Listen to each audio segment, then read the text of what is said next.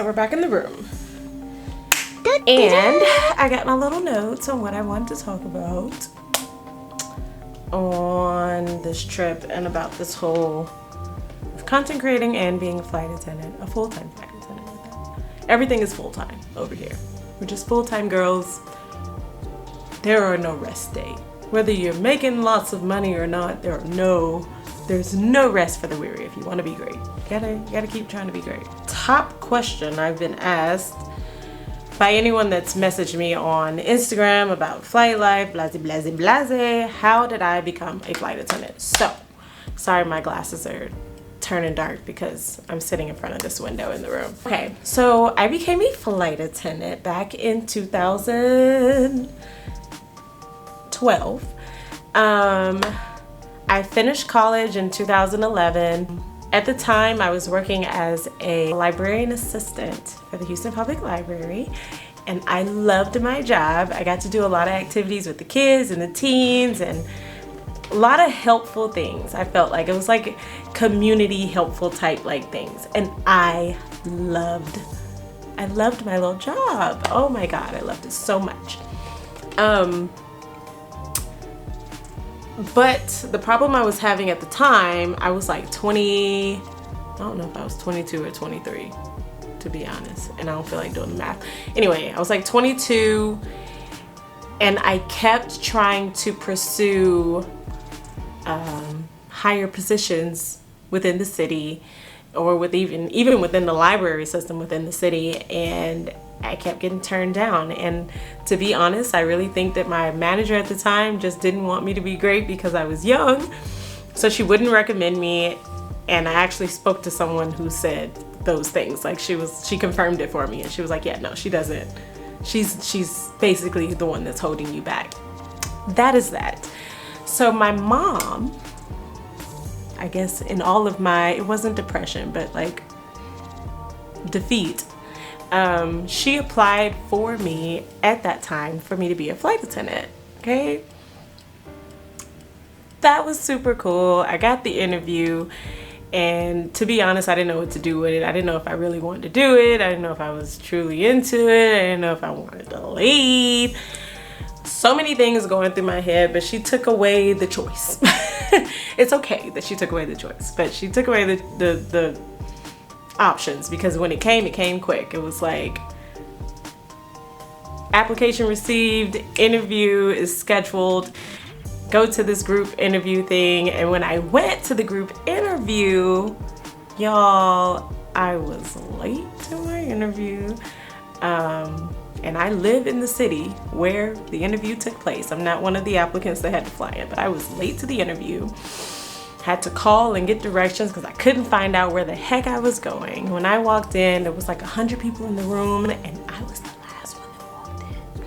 So yeah, that happened. But all in all, I honestly think I got the job because the last question that was asked to me was, now mind you, this was like 11 years ago, but the last question that they asked me was, how do you feel your customer service experience will transfer over into being a flight attendant? And my response was, y'all, the only reason I remember this whole response is because I really think this is what saved me, because before I gave this answer, this interviewer was looking at me like this. So when he asked me that, I said, I work with lots of children day to day, throwing things, throwing temper tantrums, but at the end of the day, everybody's okay, because I've reassured them that it's gonna be all right. And he was like, and you think that'll transfer? I said, yes, because if passengers are anything like the little children that I have to coach throughout the day on a day-to-day basis, I think I can work with big children. He laughed so hard when I said that they were big children, and y'all, I'm not suggesting that that's what you should go into your interview and say, but that is what I said, and here I am, still here. I got the job, did the training, and if I'm being completely honest, I'm one of those people that came on, and when I first started, I was like, I'm gonna do this for about a year, and then I'm going back to college and I'm gonna go get my master's, because I already graduated with my bachelor's before I started. I was like, I was still in the groove. I was still ready to you know, do the things, the school things. Still in that mindset. Yeah, nope. I, in turn, tried to do many other things at the company. I had a wonderful and beautiful opportunity to be a part of the Spider-Man movie a few years ago. So if you've seen Spider-Man Far From Home, I am in it. I will insert the little clip of me. That happened, and that's because of the job. To tell you how that happened is a completely different story time. It's not long, but it's not short either, and I honestly don't even know how to explain it, but that happened. Yeah, in the meantime, I've also done some little print work with Aerie, American Eagle. So yeah, I've been dibbling and dabbling in different little things since becoming a flight attendant, and all of that kind of led me to where I'm at right now, doing the content creation. Yes, that is a long story. That was a long story on how I became a flight attendant. Let's see what other questions I've got. How long I've been in the career? 11 years. Do I enjoy it? Duh. Many people, many, whether friend, foe, or old friend, have all asked the question, how did you get so many followers on Instagram? Y'all, first of all, this is such a multifaceted response. Like, is that the word I'm looking for? It's just consistency is super key, right? In anything. If you're consistent, consistency gets rewarded. And I think that can be misconstrued in so many different ways, because I am also the type of person that has said in the past, oh no, I was consistent, I've done X, Y, and Z. So I ordered some Chick-fil-A and it's on the way.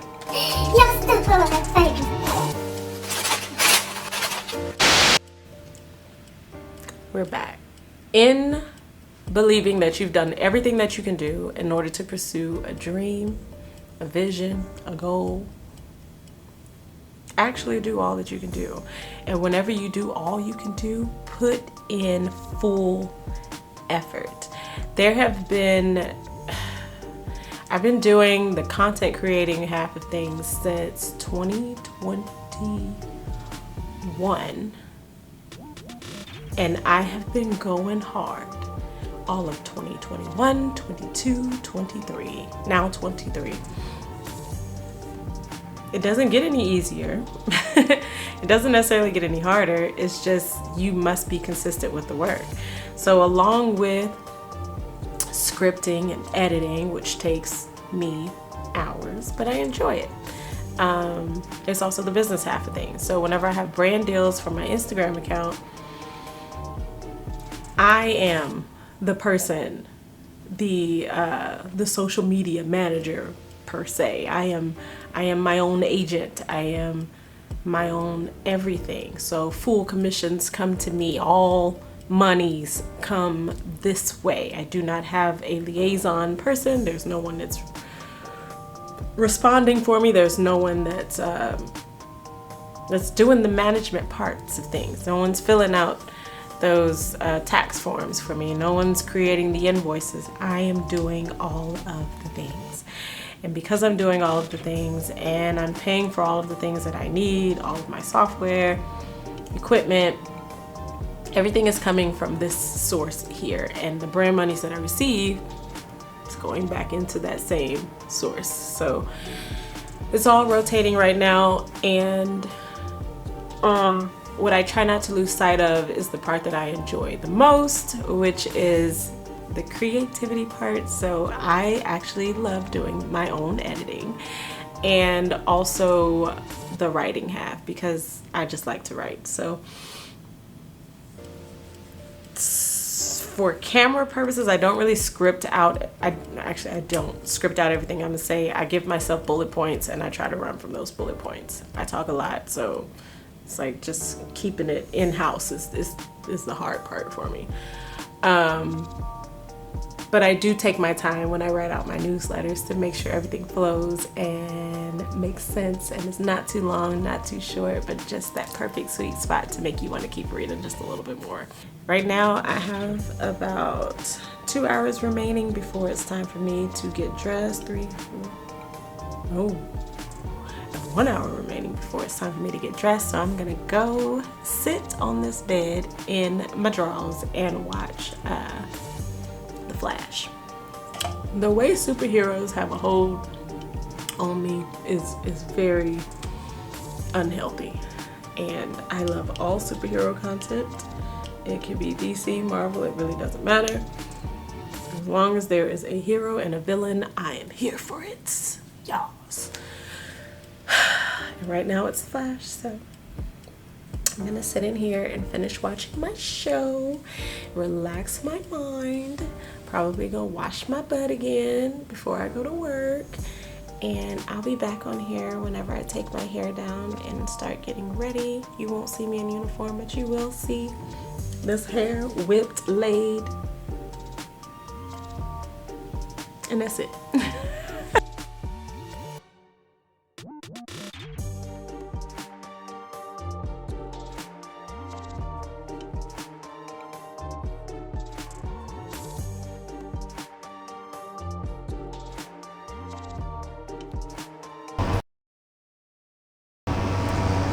Oh my God, I'm so tired. The airlines have been absolute crap lately. I'm gonna take y'all back in my room. I'm currently on the balcony. It's just noisy. Let's go back in the room. Lord.